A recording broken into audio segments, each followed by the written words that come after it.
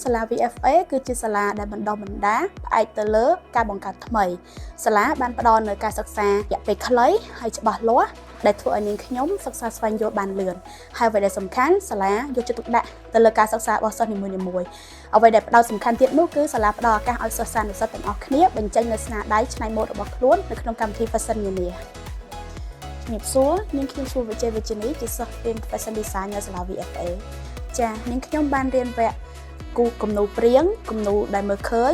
វគ្គបច្ចេកទេសដេរវគ្គគូពុម្ពហើយសប្តាហ៍កំពុងតែសិក្សាវគ្គចាប់ម៉ូដលើកណាត់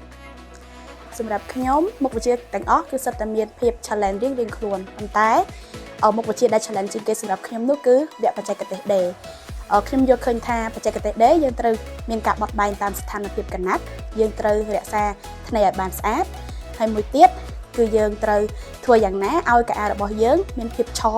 អាចឆបានអាចកោងបាននិងប៉ោងបានទៅតាមគំនូរព្រាងដែលយើងបានគូរហើយដើម្បីសម្រេចគោលដៅនេះបាននាងខ្ញុំត្រូវប្រឹងអនុវត្តឲ្យបានច្រើនបន្ថែមនៅឯផ្ទះចា៎ concept ដែលនាងខ្ញុំកំពុងតែធ្វើនោះគឺមានឈ្មោះថា Le Solo de Guitar ដែលមានន័យជាភាសាអង់គ្លេសថា The Guitar Solo